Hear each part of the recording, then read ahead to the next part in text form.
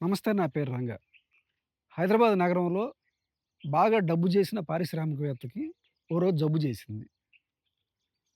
ఆస్తులన్నీ అతని పేరు మీదే ఉండటం వల్ల కుటుంబ సభ్యులు ఆందోళన చెంది ఓ ప్రముఖ హాస్పిటల్‌కి ఆయన్ని తీసుకెళ్లారు. అక్కడ డాక్టర్ గారు హాస్పిటల్‌లో ఉన్న అన్ని టెస్టులు చేసి అర్జెంట్‌గా సర్జరీ చేయాలని చెప్పాడు. డాక్టర్ గారు 6 గంటలు శ్రమించి పేషెంట్ రక్తం చిందించి సర్జరీ విజయవంతంగా పూర్తి చేశాడు.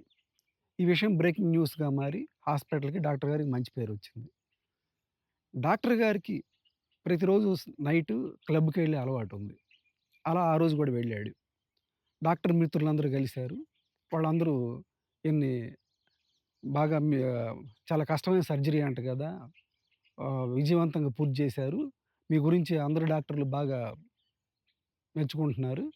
ఇంతకీ ఏంటి ఆ సర్జరీ" అని అడిగాడు ఒక డాక్టర్. భగవద్గీతపై ప్రమాణం చేసి కోర్టుల్లో అందరూ అబద్ధాలు చెప్తారు. కానీ మన డాక్టర్ గారు 3 పెగ్గులు తాగితే అన్ని నిజాలే మాట్లాడతారు. అలా అప్పటికే 3 పెగ్గులు పూర్తయింది ఆయనకి. దానికన్నాడు, "చాలా కష్టమైన సర్జరీ చేశాను. పేషెంట్‌ని నా దగ్గరికి సకాలంలో తీసుకొచ్చారు. నేను కరెక్ట్ టైంలో ఆయనకి సర్జరీ చేశాను. సర్జరీ చేయటం ఏమాత్రం లేట్ అయినా సర్జరీ అవసరం లేకుండానే ఆయన కోలుకునేవాడు" అని చెప్పాడు. డాక్టర్ గారు చాలా నిజాయితీపరుడు.